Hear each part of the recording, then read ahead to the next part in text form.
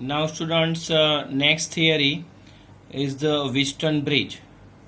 Means explain and derive the equation for the Wheatstone bridge using the Kirchhoff's law, right? तो ये students जो आपको यहाँ पे जो डायग्राम दिख रहा है वो Wheatstone ब्रिज का है. वहाँ पे 4 रेजिस्टेंस यूज होते हैं, R1, R2, R3 and R4, right. और ये जो 4 रेजिस्टेंस को आपको ऐसे कनेक्ट करना है जैसे आपको डायग्राम में दिख रहा है. In between G means that is the galvanometer is going to connected for measure the electric current, right. Now इसके फर्स्ट आप यहाँ पे हर एक वर्टाइस पे नाम दे दो, A, B, C and D, right. Now A and C जो terminal students आपको दिख रहा है वो दोनों को आपको बैटरी के अक्रॉस में कनेक्ट कर देना है, राइट. A टर्मिनल जो है वो बैटरी के पॉजिटिव टर्मिनल के साथ कनेक्टेड है एंड जो C है वो बैटरी के नेगेटिव टर्मिनल के साथ कनेक्टेड है. When we close the switch then electric current जो है स्टूडेंट्स वो पॉजिटिव से लेके नेगेटिव की तरफ फ्लो करेगा. इलेक्ट्रिक करंट जो है जैसे ही टर्मिनल A पे आ रहा है then it's going to dividing into 2 branch. ये दोनों ब्रांच में इलेक्ट्रिक करंट जो है वो डिवाइड होगा. समझ लो यहाँ पे मैं नाम दे रहा हूँ I1 एंड ये ब्रांच में जो इलेक्ट्रिक करंट जो फ्लो हो रहा है वो I2 हो. ओके, नाउ जैसे ये जो ब्रांच है B2C इसमें हम लोग इलेक्ट्रिक करंट ले लेते हैं I4 और यहाँ पे इलेक्ट्रिक करंट ले लेते हैं I3. क्लियर? ओके, ये जो है आपका पूरा डायग्राम हो गया. नाउ व्हीटस्टोन ब्रिज किसके लिए यूज होता है?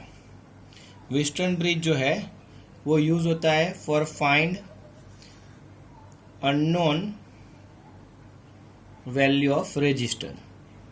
Unknown value of resistor means students आपको यहाँ पे जो 4 रेजिस्टेंस जो आपको दिख रहा है उनमें से 3 रेजिस्टर्स की वैल्यू आपके पास होगी और जो 4th वन है उसकी वैल्यू नहीं मीन्स दी होगी. तो 3 रेजिस्टर्स की वैल्यू जो आपके पास है उससे आप 4th रेजिस्टेंस की वैल्यू जो है वो फाइंड आउट कर सकते हो using relation of Wheatstone bridge, right. Okay, समझ लो स्टूडेंट्स जो R3 है यहाँ पे R3 जो है वो अननोन रजिस्टर है एंड हमको R3 की वैल्यू जो है वो फाइंड आउट करना है. क्लियर? सो उससे लिए हमको किरचॉफ्स के लॉ यहाँ पे अप्लाई करने. नाउ इन लूप स्टूडेंट्स जो मैं लूप कंसीडर कर रहा हूँ वैसे ही आपको भी कंसीडर करना है. Loop means is a close circuit, right. Circuit जहाँ से आप स्टार्ट करते हो वहाँ पे एंड करना है तो ही वो क्लोज होगी, उसको बोलते हैं लूप, राइट.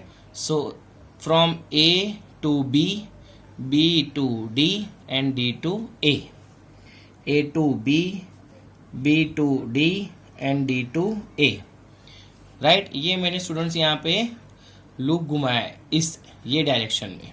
सो लूप का डायरेक्शन कौन सा है? A to B and electric current का भी डायरेक्शन कौन सा है? I2 का सेम.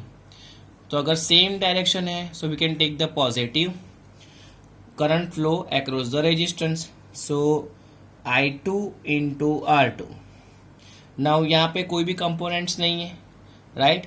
सीधा आप यहाँ पे आ जाएंगे D to A. B to D जो है वहाँ पे कोई भी कंपोनेंट्स नहीं है. अगेन कौन सा लूप लेना है? D to A, राइट. टर्मिनल टू टर्मिनल स्टूडेंट्स आपको जाना है. सो D to A के लिए लूप का डायरेक्शन स्टूडेंट्स ये है एंड इलेक्ट्रिक करंट देखो उसके ऑपोजिट डायरेक्शन में फ्लो हो रहा है. आप लूप जो बोल रहे हो D to A ये डायरेक्शन में जा रहा है एंड जो इलेक्ट्रिक करंट है वो ऑपोजिट डायरेक्शन में आ रहा है. सो ये क्या होगा? माइनस, जैसे हमने किरचॉफ्स के सेकंड लॉ में कंसीडर किया है. So I1 current flow across the first resistance means I1 into R1 is equal to 0, right. So आप ऐसा लिख सकते हो कि I2 into R2 is equal to I1 into R1. Clear? So अगर मैं रेशियो कंसीडर करूं I1 by I2 is equal to R2 by R1, यहाँ पे इक्वेशन नंबर 1 लिख सकते हैं।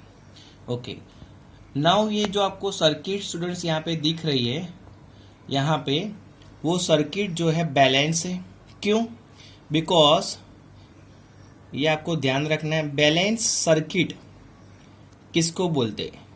So potential difference across galvanometer is zero. There is no potential difference across the galvanometer. अगर potential difference में कोई वोल्टेज ही नहीं है, सो इलेक्ट्रिक करंट क्या हो जाएगा? Zero. So there is no current can flow across galvanometer. Galvanometer के across में कोई भी करंट फ्लो होगा नहीं, तब इसको हम लोग बैलेंस सर्किट बोल सकते हैं। तो व्हीटस्टोन ब्रिज में स्टूडेंट्स हमने जो भी यहाँ पे सर्किट जो है वो कंसीडर किया है वो बैलेंस है। अब बैलेंस सर्किट में समझ लो स्टूडेंट्स, हम लोग यहाँ पे नोड पे at node point B, right, at point B पे यहाँ पे मैं किरचॉफ्स का फर्स्ट लॉ अप्लाई करूँ तो देखो स्टूडेंट्स, I2 जो है which is flowing towards the point B and I4 जो है वो पॉइंट बी से बाहर निकल रहा है।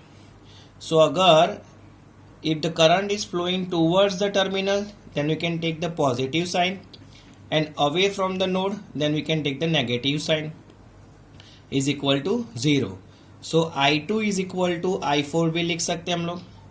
Same thing at terminal D, right, ये जो टर्मिनल डी है तो डी पे देखो R1 जो है which is flowing towards the point D and जो I1 जो है वो टर्मिनल डी की तरफ फ्लो हो रहा है एंड I3 जो है वो टर्मिनल से दूर जा रहा है, away from the terminal. So I1 minus I3 is equal to zero. So I1 is equal to I3। So in a balance condition students हम दो कंडीशन लिख सकते हैं, I2 की जगह पे I4 and I1 is equal to I3। कब? जब सर्किट बैलेंस होती है तब, राइट। ओके, नाउ ये कंडीशन हम लोग कंसीडर करके आगे जाते हैं for the loop. Now second loop students हम लोग यहाँ पे कंसीडर कर लेते हैं। जैसे फर्स्ट लूप ABDA कंसीडर किया था ये, नाउ सेकंड लूप भी हम लोग यही कंसीडर कर रहे हैं, BCDB, B से स्टार्ट किया एंड B पे एंड किया। सो इन अ लूप BCDB, अब देखो B2C लूप में, तो लूप का डायरेक्शन एंड इलेक्ट्रिक करंट दोनों का डायरेक्शन सेम है। सो हम लोग पॉजिटिव डायरेक्शन कंसीडर करेंगे, I4 इंटू R4। एंड अगर C2D मीन्स लूप ये है और करंट ये ऑपोजिट डायरेक्शन में फ्लो हो रहा है, सो यहाँ पे उसका डायरेक्शन क्या होगा? Minus I3 into R3 is equal to zero, right. अब स्टूडेंट्स I4 की जगह पे हम लोग क्या लिख सकते हैं? I2। सो I2 into R4 minus I3 की जगह पे स्टूडेंट्स हम लोग क्या लिख सकते हैं? I1। So I1 into R3 is equal to zero. So I2 into R4 is equal to I1 into R3। So we can take the ratio I1 by I2 is equal to R4 by R3। Equation number 2। Equation number 1 and 2 को students आप compare कर लो। So I1 by I2 is equal to R2 by R1 and I1 by I2 is equal to R4 by R3। So दोनों को compare कर सकते हैं। So we will get R2 by R1 is equal to R4 by R3। ये relation हमको मिला, R2 by R1 is equal to R4 by R3, right. तो means यहाँ से आपके पास कौन सी वैल्यू फाइंड आउट करनी है? R3। सो आपके पास R1, R2 एंड R4 की वैल्यू है। सो यहाँ से आप R3 की वैल्यू फाइंड आउट कर सकते हो। ये है स्टूडेंट्स व्हीटस्टोन ब्रिज।